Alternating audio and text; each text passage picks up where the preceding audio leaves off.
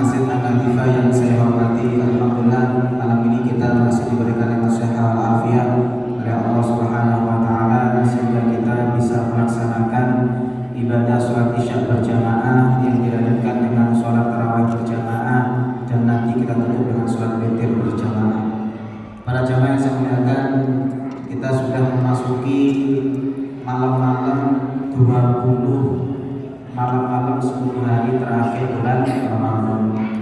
Ibarat Ramadan itu adalah rumah kita, tamu kita, kurang 9 hari lagi akan meninggalkan kita. Maka orang yang kemudian tahu Ramadan ini adalah tamu agung, sisa-sisa Ramadan akan dioptimalkan dengan beroptimal. Para jemaah yang saya muliakan, kalau kita bicara tentang ibadah, bicara tentang syariat, maka Allah Subhanahu wa taala tidak memberikan syariat kecuali punya tujuan utama. Dalam usul fikih dikenal istilahnya namanya maqasidus syariah. Tujuan utama Allah mensyariatkan satu syariat, mensyariatkan satu ibadah kepada umat manusia, itu namanya maqasidus syariah. Syekh Abu Zahra dalam kitab usul fikihnya beliau mengatakan secara global ada 3 maqasidus syariah. Ada 3 tujuan utama Allah mensyariatkan ibadah, mensyariatkan hukum, mensyariatkan syariat Islam. Yang pertama kata beliau adalah tadribun nafsi, mendidik individu menjadi orang baik. Maka tidak ada ibadah dalam Islam, tidak ada syariat dalam Islam kecuali tujuan utamanya supaya yang melakukan menjadi lebih baik orangnya. Yang kedua adalah iqamatul adli, menegakkan keadilan. Maka tidak ada satu syariat pun dalam Islam kecuali di dalamnya ditegakkan keadilan, meskipun secara kasat mata seakan-akan tidak adil. Yang ketiga kata Syekh Abu Zahra adalah al-maslahah. Tidak ada syariat, tidak ada yang namanya ibadah dalam Islam kecuali di dalamnya ada kemaslahatan yang kembali kepada setiap individu maupun kepada masyarakat luas. Malam ini saya akan hanya menjelaskan tentang maqasidus syariah yang pertama. Apa maqasidus syariah yang pertama? Tadribun nafsi. Kalau kita melihat semua ibadah dalam Islam itu pasti tujuannya supaya yang melakukan menjadi orang baik, memberikan manfaat kepada orang lain, menghindarkan kejelekan untuk orang lain. Contoh, kita lihat sholat. Dalam Al-Quran, Allah Subhanahu wa taala menjelaskan tujuan utama sholat adalah innas sholata tanha 'anil fahsya'i wal munkar. Sesungguhnya tujuan utama sholat itu kata Allah Subhanahu wa taala adalah menjadikan orang itu terhindar dari perbuatan keji dan munkar. Maka kalau kita ingin tahu sholat kita benar, sholat kita khusyuk, sholat kita diterima atau tidak, cirinya gampang. Setelah sholat kita terhindar dari kejelekan atau tidak. Setelah sholat lisan kita lebih baik atau tidak. Setelah sholat kita perilakunya semakin baik atau tidak. Makanya Imam Ghazali pernah ditanya bagaimana cara melihat sholat khusyuk. Maka Imam Ghazali menjawab sholat khusyuk itu bisa dilihat setelah salam sampai takbir. Muridnya kemudian bingung, bukankah sholat itu dimulai takbir, diakhiri salam? Kenapa Imam Ghazali mengatakan sholat khusyuk itu bisa dilihat setelah salam sampai takbir? Maka kata Imam Ghazali, beliau mengatakan dengan tegas, kalau sholat kamu khusyuk, kalau sholat kamu benar, maka cukup sholat kamu itu menjadikan kamu lebih baik setelah kamu salam sampai kamu nanti takbir sholat selanjutnya. Maka gampang kalau kita ingin tahu sholat kita benar atau tidak, setelah sholat semakin baik atau tidak. Maka para jamaah yang saya muliakan, ada salah seorang tokoh mengatakan orang baik itu tidak dilihat dari seberapa banyak dia masuk masjid, tapi orang baik itu bisa dilihat dari seberapa banyak perubahan baik yang dia lakukan setelah dia keluar dari masjid. Maka kita sholat itu tujuannya menjadi orang baik. Contoh yang kedua, haji. Ketika Rasulullah SAW mengatakan al-hajjul mabrur laisa lahu jaza illal jannah.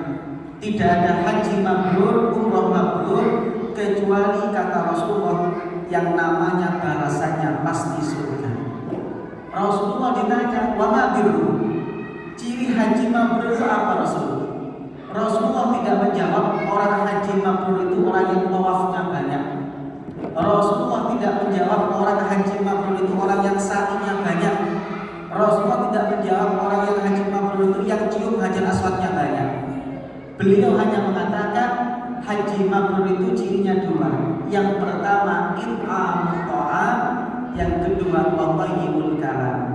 Kalau haji kamu itu mabrur, maka kamu pulang dari haji semakin peduli kepada sesama. Kalau kamu umrohnya mabrur, maka setelah pulang dari umroh, kamu lebih bisa berempati dan berbagi kepada sesama manusia. Yang kedua kata Rasulullah SAW, ciri haji mabrur adalah thayyibul kalam, omongan ucapan yang baik. Maka kalau ada orang haji setelah haji dan diceluk Pak Kaji namun-namun, aku haji saya juta dan diceluk Pak Kaji, maka itu menunjukkan hajinya tidak mabrur. Karena ciri haji mabrur itu identik dengan dua. Satu, peduli dengan sesama. Yang kedua adalah ucapannya semakin baik. Maka para jemaah yang saya muliakan, puasa juga sama. Kita sekarang sudah masuk malam 22. Kalau kita ingin tahu 22 hari kita puasa benar atau tidak, 21 hari kita puasa diterima atau tidak, maka indikatornya juga sama. Makanya dalam Al-Quran Allah Subhanahu wa Ta'ala ketika menjelaskan tujuan dari puasa, Allah mengatakan kutiba alaikumus shiyam kama kutiba alal ladzina min qablikum la'allakum tattaqun. Tujuan utama puasa itu adalah menjadikan orang lebih baik, lebih bertakwa. Maka kalau kita ingin tahu saya puasa 21 hari ini berhasil atau tidak, diterima atau tidak, baik atau tidak, kita tinggal lihat takwa kita setelah 21 hari meningkat atau tetap. Bagaimana kita melihat takwa? Kalau kita lihat ayat-ayat takwa di Al-Quran, semua ayat takwa di Al-Quran itu selalu berpusat kepada dua hal. Yang pertama adalah hubungan kita vertikal dengan Allah. Yang kedua adalah hubungan kita horizontal kepada sesama manusia. Maka kalau kita ingin tahu takwa kita meningkat atau tidak, kita lihat kita hubungannya dengan Allah semakin baik atau semakin menurun. Hubungan kita dengan Allah bisa dilihat dari dua hal. Pertama sholat, yang kedua baca Quran. Karena sholat itu adalah cara kita berdialog dengan Allah. Baca Quran itu seakan-akan kita diajak dialog oleh Allah.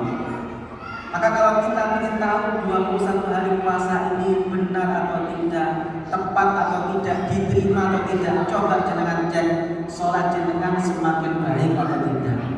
Ketinggalan jamaah, rumong surugi apa enggak? Kalau jenengan puasa-puasa 21 hari, ketinggalan jamaah, sengar-sengirai, itu menunjukkan tidak ada ketakwaan yang meningkat. Tapi kalau jenengan kok nggak jamaah, kayak ada yang hilang dalam hidupnya, itu berarti takwa kita meningkat. Kalau kita di bulan Ramadan sholat sunnahnya semakin meningkat, maka itu menunjukkan takwa kita meningkat. Yang kedua, bacaan Quran. Maka coba kita cek, kita 21 hari ini sudah berapa juz Al-Quran yang kita baca. Makanya dalam setiap pengajian saya sampaikan yang namanya Ramadan itu adalah Syahrul Quran, bulan Al-Quran. Ulama-ulama dulu kalau sudah masuk Ramadan, mereka berlomba-lomba menghatamkan Al-Quran. Imam Al-Aswad kalau masuk Ramadan 2 hari sekali hatam Al-Quran. Imam Qatadah kalau sudah masuk tanggal 20 seperti sekarang, sehari sekali hatam Quran. Imam Syafi'i itu kalau sudah masuk bulan Ramadan, beliau mampu menghatamkan 2 kali hatam Al-Quran dalam 1 hari.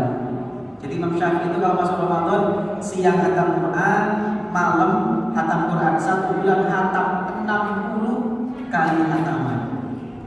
Kurang tahu kalau Pak Syafi'i Hanifah. Kita sudah berapa juz Al-Quran yang kita baca? Jangan sampai kita konsumsi juz buahnya lebih banyak dibandingkan bacaan juz Al-Quran kita. Kalau untuk pekerjaan, untuk bos kita yang kasih gaji UMR, kita bela-belani untuk kemudian menyelesaikan pekerjaan, meskipun harus mengorbankan waktu dengan keluarga. Kenapa untuk Allah yang kasih kita nyawa, ngasih kita rezeki, ngasih kita segalanya, kita tidak punya target hatam Al-Quran di bulan Ramadan? Maka ayo sisa Ramadan ini kita gunakan dalam minimal kalau tidak seperti Imam Syafi'i 2 hari sekali, kita bisa hatam 2 kali dalam satu Ramadan, atau kalau tidak 1 kali hatam dalam bulan Ramadan. Yang terakhir, puasa kita baik benar diterima atau tidak, kita lihat kita semakin menjadi orang baik atau tidak. Makanya suatu ketika ada satu jenazah datang di depan Rasulullah SAW. Rasulullah kemudian bertanya, jenazah siapa itu? Maka sahabat menjawab, innaha qa'imah sha'imah. Ini jenazahnya perempuan rajin sholat ya Rasul. Jamaahnya rutin, sholat sunnah qobliyah ba'diyah dilakukan, duhanya juga istiqomah, tahajudnya istiqomah. Innaha sha'imah. Ini perempuan ahli puasa, Ramadan juga puasa, sunnah Senin Kamis dilakukan, ayyamul bid dilakukan, puasa sunnah dilakukan. Cuma sayangnya satu, kata sahabat, walakinnaha tu'ti jawaha. Cuma sayangnya satu, omongan landep. Cuma sayangnya satu, ngomong nyelekit nang hati. Maka kata Rasulullah SAW, beliau mengatakan, innaha finnar. Ketahuilah wahai sahabat, tempat perempuan ini bukan di surga tapi di neraka. Kenapa? Karena sholatnya tidak bisa menjadi penahan dia untuk tidak berkata-kata. Karena puasanya tidak bisa menjadi tameng bagi dirinya untuk tidak berperilaku menyakitkan kepada sesama manusia. Maka ketika Rasulullah mendefinisikan mukmin, al-mukmin kata Rasulullah, man aminahun nas min lisani wa yadi. Orang mukmin itu bukan hanya yang rajin sholat, rajin puasa, rajin baca Quran. Karena mukmin itu berasal dari kata iman. Iman itu satu kata dengan aman. Kata Rasulullah, orang mukminnya itu sempurna kalau ada orang lain di sekitarnya merasa aman dari gangguan lesan dan tangannya. Al-muslim man salimal muslimun min lisani wa yadi. Muslim itu kata Rasulullah berasal dari kata Islam. Islam itu satu kata dengan selamat atau selamat. Artinya muslim yang sempurna itu bisa dilihat kalau ada orang di sekitarnya merasa selamat dari lesannya, merasa selamat dari perilakunya, merasa selamat dari jempolnya. Karena sekarang ini orang merasa itu bukan pakai lesan, pakai jempol. Ngilok logo saya itu bukan pakai lesan, pakai jempol. Update status, nulis status di WA, ngamuk di WA. Maka kalau dulu ada istilah mulutmu harimaumu, sekarang yang lebih tepat adalah jempolmu harimaumu. Para jamaah yang saya muliakan, ini yang mungkin bisa saya sampaikan. Semoga kita oleh Allah Subhanahu wa taala, ibadah puasa kita diterima oleh Allah Subhanahu wa taala. Puasa kita menjadikan kita menjadi orang yang lebih baik, orang yang lebih bermanfaat untuk masyarakat sekitar kita, orang yang kemudian bisa menahan untuk tidak berkata kotor dan berperilaku buruk kepada sesama manusia. Ini yang mungkin bisa saya sampaikan. Mohon maaf. Wassalamualaikum warahmatullahi wabarakatuh.